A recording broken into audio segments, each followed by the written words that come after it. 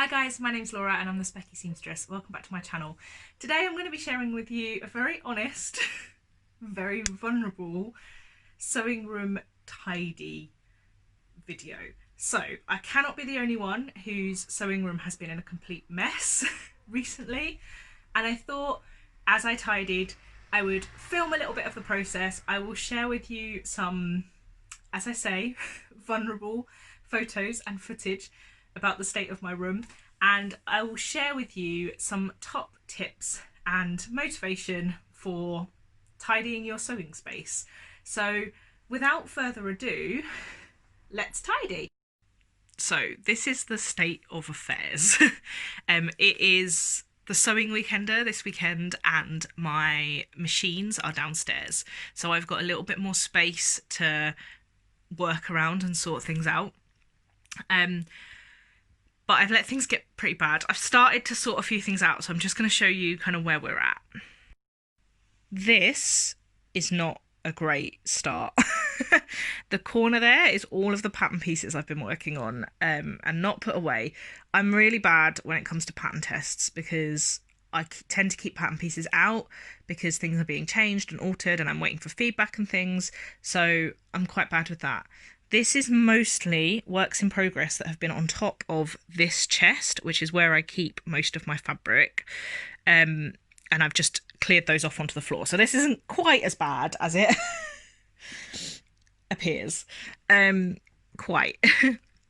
Now, this chest has been a bit of a stressful storage space for quite a while because it's a deep chest, which is great, it fits lots in, but it's quite difficult to get things, so you can see, like, I rummage and then it ends up really messy. So I'm reorganising this. So I mentioned in the start piece that I'm reorganising some things. So what I've been doing today is getting all of my jersey fabrics into piles because they're going to be going into a Kallax unit themselves. Now, I've also got behind the door this Kallax unit, which needs some sorting, and my desk, which needs lots of sorting underneath the desk, which is pretty messy, and then this pile of fabrics, which are supposed to be the ones I'm going to be working on soon. Do we think I'm going to be working on them soon? Probably not that many. Okay, so you've seen my space. That might give you some comfort. Now let's get tidying. Now, my top tip is sort of before we begin, really, and that is don't be embarrassed. Take a deep breath, accept the state that your sewing space is in. I think it's very easy to be embarrassed by the state of a space or anything, really. And when I was talking to friends and they suggested that I film my sewing room epic tidy up, my heart sank and I felt nervous about it because I thought, oh, but my sewing room is terrible. And then that's kind of why it's important that I filmed this, because you know what? Our sewing spaces are creative spaces and creativity creates mess sometimes, and that's okay. For me, mess is definitely part of my creative process and it's important for me to not get embarrassed. So, top tip number 1, don't be embarrassed. Top tip number 2, get drinks and snacks. Yes, these are going to be a mixture of very practical and slightly more abstract tips. Make sure that you have enough tea, wine, whatever you need, and snacks so that you don't keep getting up and wandering off, because it's probably going to take a while and that's okay. I prefer tea. Tea is my tidy up drink. And number 3, sort of linked to that, I suppose, is find your entertainment. I love to have entertainment on while I'm tidying. It helps me to just kind of get on with the process, and you'll see me several times in this video looking at my laptop because I'm changing what I'm watching, listening to.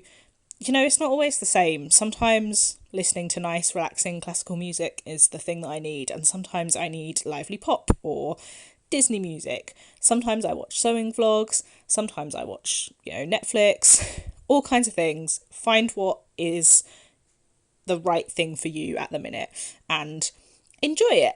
You might as well have some enjoyment while you are sorting through the piles of things that are around you.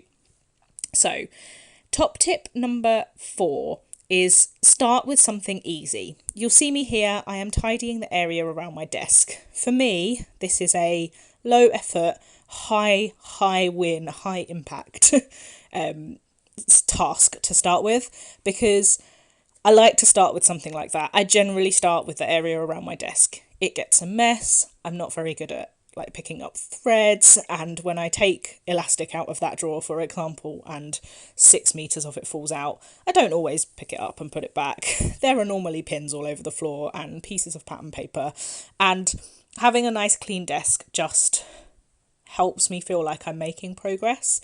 Now, I know when people are tidying, sometimes they'll say, make a list of all the tasks that you need to do and then start with the easy ones and work towards the hard ones. I don't actually buy into that way of ordering things, because then I tend to get tired and give up as the things get harder, and so the harder things get left. So I like to start with a nice, quick, easy thing, but actually I tend to move on to something that I find harder after that. So you'll see me in a bit sitting and sorting out my pattern paper pieces, which is a tongue twister.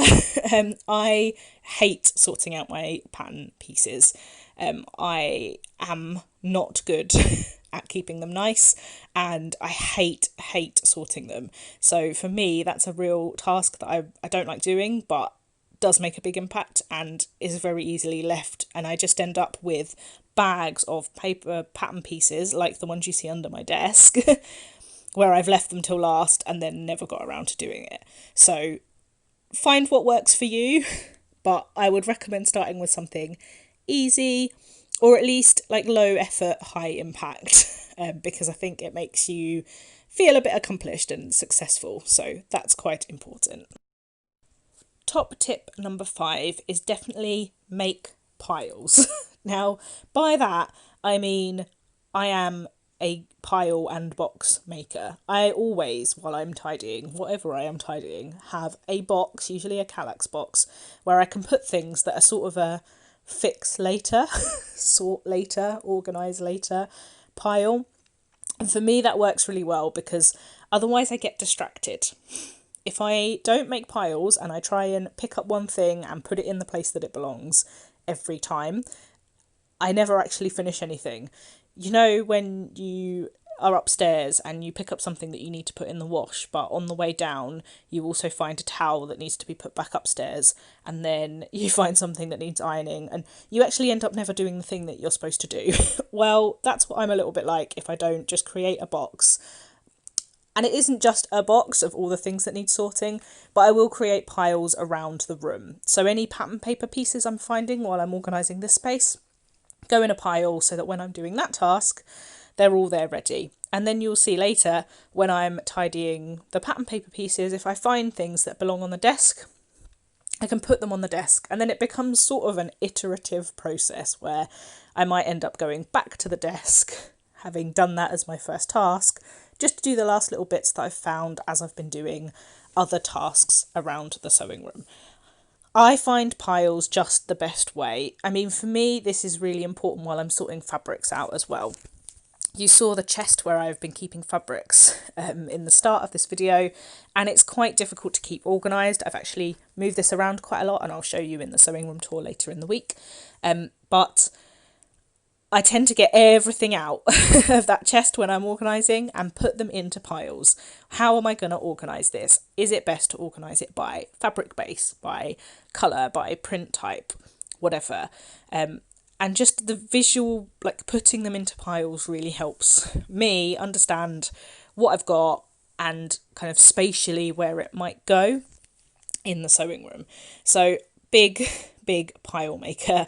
I didn't really film much of my fabric sorting in this, predominantly because I moved all of my jersey fabrics out of the sewing room sort of immediately before I'd even started this bit, as part of the reorganisation part of my sewing sort out. So it wasn't quite filmable. Also, I have no idea where I would have put the camera to show you all of the fabric that I had, but there we go. So yes, I am a pile maker.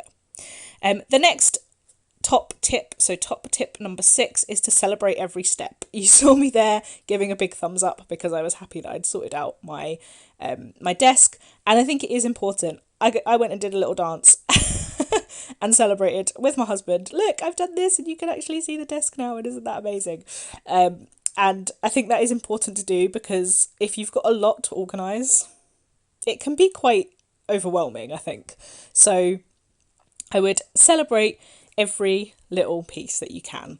And kind of linked to that, top tip number 7 is to take breaks, take measured breaks if you need it. That might be to top up your tea. And as I said, this sewing room sort out took place over a couple of days, so I filmed all of the things I did on one day, but this did take place over a couple of days. And I think that taking breaks is important, but don't let that break turn into, stopping. And for me, it was quite important to not start any new sewing during that time. That's normally what's like the death of a tidy up for me, is if I start more sewing, because then I'm creating more mess. It sort of doesn't work that way, I think, for me. So take breaks, but make sure you know what you're going to do next and don't start anything new. Sort of linked to that, I guess, is top tip number 8, which is line up a reward. I was really excited about 3 projects, and I told myself I wasn't going to start them until after my sewing room was tidy, and that made quite a big difference to my motivation for getting stuff done. I think setting up a good reward, whether that is sewing based or not, is really, really important. Okay, top tip number 9 is not a popular one, but be realistic, or even be brutal. Are you going to sew that pattern again? Do you really want that fabric? Is that work in progress ever going to move from being a work in progress to a finished garment? We really need to be honest with ourselves about what to throw away, what to move on to other people, and what is actually going to get done. And some of that might be setting ourselves a realistic goal of when we're going to get it done. That might be your reward. I'm going to actually finish this work in progress that's been in my work in progress box for 3 months, 2 years, whatever. It's important that we have a goal at the end of it, and I do think it is important for us to be a bit brutal. As part of this, I cleared out a lot from my sewing room. A lot of fabric scraps that probably were never going to get used, and some fabrics that I've destashed, and I think I feel a lot clearer in my room because of that. Linked to that is top tip number 10, our final top tip, which is enlist help where you need it. That might be physical help, it might just be asking a friend whether you think you should keep fabric or not, but enlist help where you need it. We all know what a task tidying our sewing room can be. And just like that, the room is tidy. No, not really. That took me several days. I didn't film everything that I was doing, but hopefully the footage and the pictures I've put in give you a little bit of a feel, and hopefully the tips and tricks and motivation that I've shared while I was tidying will help you guys tidy your spaces too, or at least keep you company while you do it. Now, I am going to be filming a little sewing room tour, hopefully for Friday, because I've actually moved around my sewing room quite a lot in that tidy up. So I was going to show you an updated sewing room tour, because it's been well over a year and yeah, things have changed. Thanks so much for watching, guys. Until next time, bye.